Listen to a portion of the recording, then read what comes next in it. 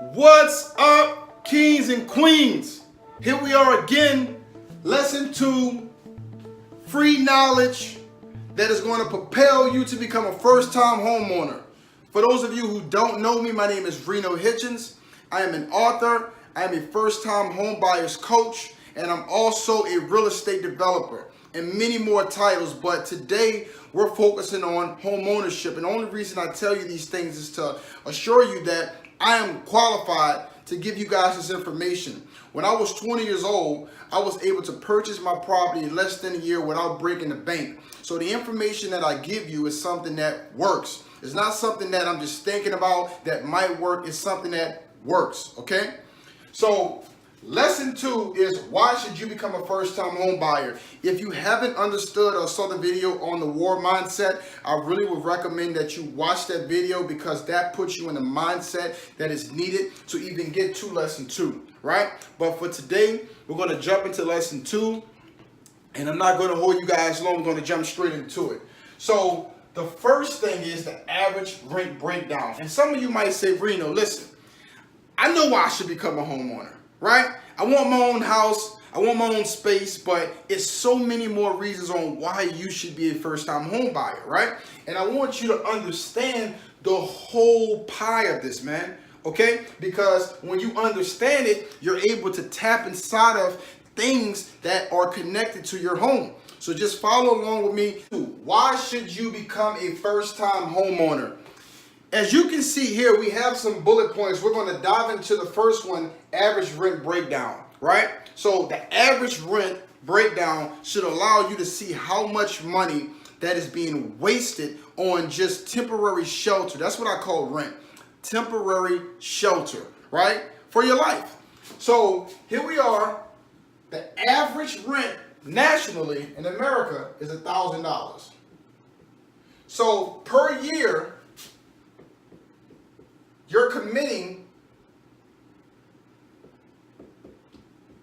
to $12,000. 12 grand, okay? So now, most people live in these properties for 10 years, easy. 10 years shoot by that fast. You was in it when you're 20, you're 30, the property was good, now you have a kid, it's time to expand, you know, the living square footage, so we need a new property. We might have 2 kids, we might have a dog, right? So 10 years is up, and now you're ready to buy a property.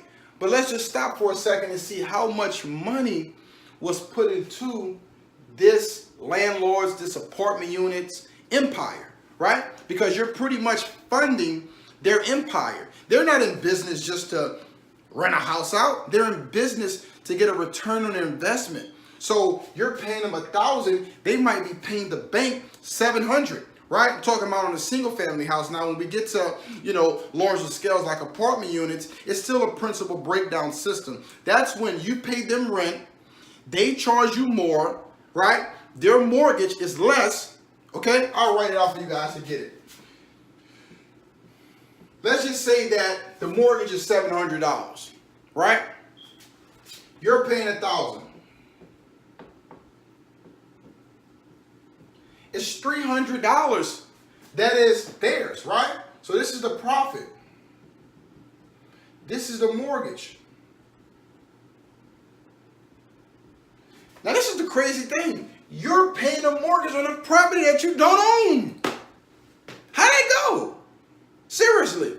Every month you think you're paying rent when you're really paying a mortgage on a property that you don't own, and the person is actually profiting $300 just because of the system that they set up.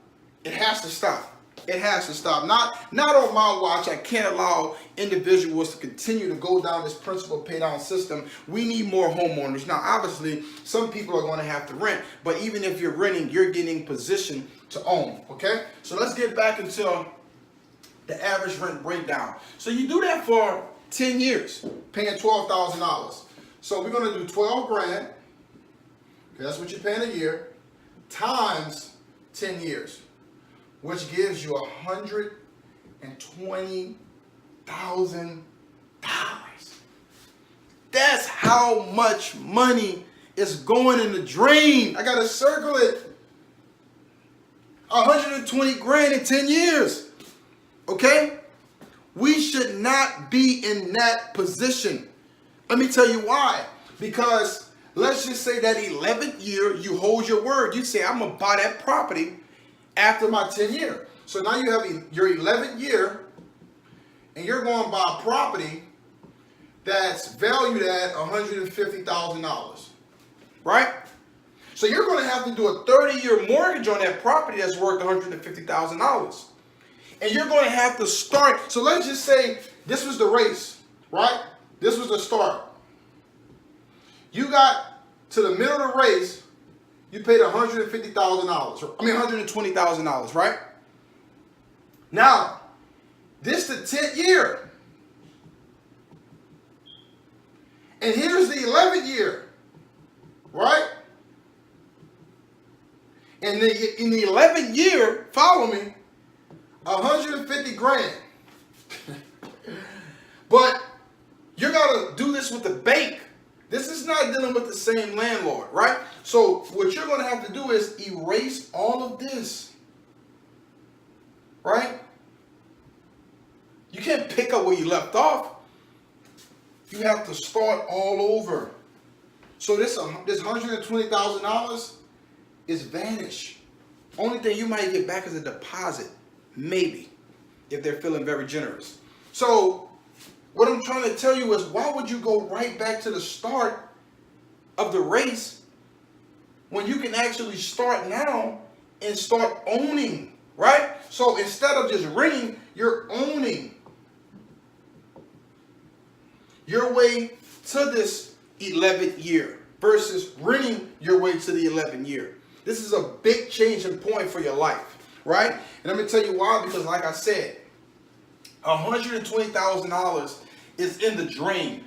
Who has time to blow $120,000 in 10 years when you can actually be putting that towards something that you're passionate about, right? Like a charity, like your business, right? Like anything, like a college fund for your kids. Nobody's blowing $120,000 like that. So why would you? Okay? Now, we're going to dive into the rent application requirement, because most people are, I would say, almost qualified for a property. And the reason I say that is because you're doing some of the same things with renting that the bank is asking for when purchasing a property. And I'll give you a perfect example. When you go to a bank needs your pay stubs, okay? When you go and you want to rent out a property that has a strategic system in place to do a well due diligent process to get the best tenant, they're going to have all of these things in place. Some landlords don't ask for this. They're just trying to get cash. But if you really want to find a good tenant, you're going to bring them through a certain due diligent phase before occupying the house now or apartment. So the bank is going to do the same exact thing. They're going to say, hey, Reno, I want to see your pay stubs / bank statements. Right? So check. I'm already doing that with renting. Then they're going to say, hey, I want to see a credit check.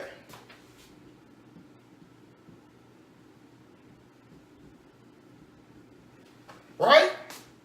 Also, they're going to say, I want a deposit. Now, a bank term is the same, but it's different used. It's a down payment. Okay? Only thing the bank is not asking for is your personal background.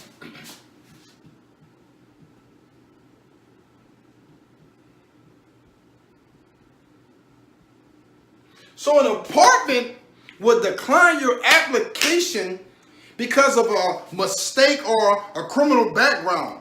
They want you to rent this place and will decline. They will decline your application. When you go to a bank and still might have a criminal background, and they will approve it.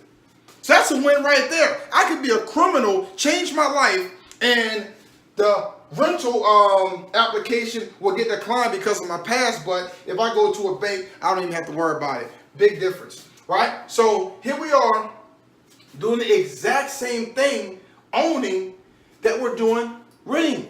So I'm just trying to paint a picture for you guys. You are already doing this. You just have to get into a different arena for us owning versus renting. Okay? Now, when you go to the bank, your pay stubs, your credit check at least needs to be a 580. Right? So now, if you have a 400, 500, whatever the score is, you know that you need to pick this up. Okay? So I want you to understand that it's not a far run from a renting aspect to a owning aspect. You're doing it. You just have to do it maybe a little bit higher. Raise your credit score. Maybe have to put a little bit of more of a down payment, maybe $1,000 more, maybe $1,500, $2,000. Not that much though. Some people think you have to put down $10,000, $5,000 more. That's not the case when you're doing an FHA loan. The required down payment is 3.5%, right? So if you're looking at a property that's worth $100,000, that's only $3,500. It's not no money, man. Trust me.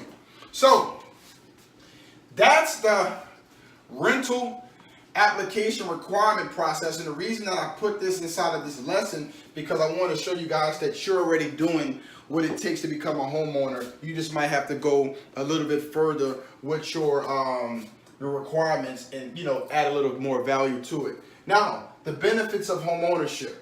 Power. Power is so important is because when you have a situation like I had before, a certain family member had to come to my house and live. They were going through, you know, personal things. And the right thing to do is to let your family come lay their head maybe a month, 2 or 3 months until they're able to, you know, become independent. An apartment unit doesn't want to hear it.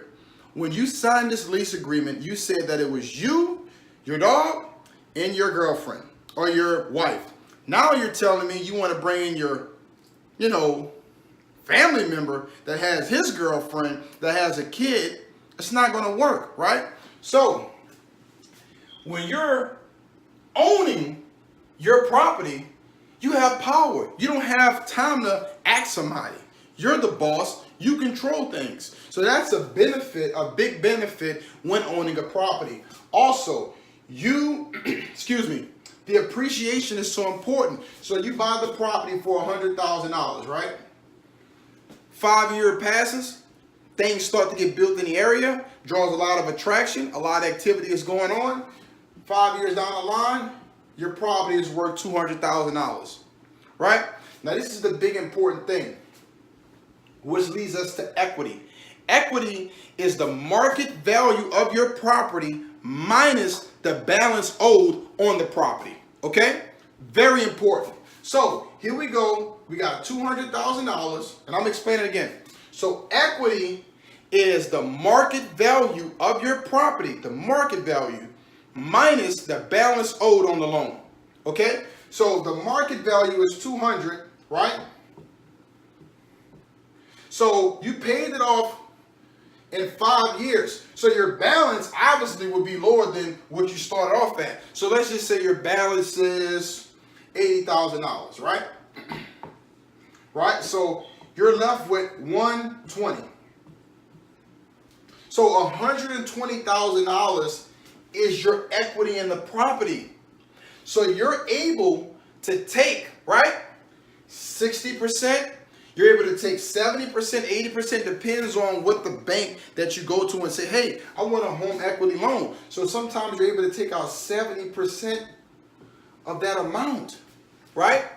So if you're taking out 70% of this, this is a big deal because now you're able to put money into buying a new car, into adding more value to your property, some home improvements. You're able to go on vacations. You're able to go out and use this money for a flip. You're able to go purchase a rental property that can actually contribute towards this property, so you don't have to use your hard-earned money to actually pay the mortgage. There's so many strategies that you can use this money for. Maybe you want to open up a business, right? A food truck, a hair salon. Your first property can actually fund your business or your dream, or you want to make a donation to a charitable fund. Whatever the situation is, your property can do that. So equity is so important, and appreciation as well. Also, when you have a house, let's do it right here. Right? That's your house. You own all the air that's above your property. So if you're in a downtown area, right, and et cetera, because that's where these transactions are most done at, but you're able to sell air. Think about that, man. You have a different level of power. The air rights above you, right, can be bought. Powerful. Okay? So we understand the power, the control, the appreciation, and the equity. And then you have the taxes. You have tax benefits and tax advantages. Okay? You're able to claim things. You do things around the property, right? You keep these receipts and you're claiming these things, man. Why should you become a homeowner? The proof is in the pudding. It's in the pudding. So I want you guys to definitely dive into all of these videos that I give to you guys. If these videos are beneficial, I definitely want you to tag 3 friends. I definitely want you to subscribe and be on the lookout for more videos to come to you soon. Okay? Again, excited. You're close to becoming a first-time home buyer. Only thing you have to do is take it a day at a time. And in no time, you'll be getting your keys at the closing table.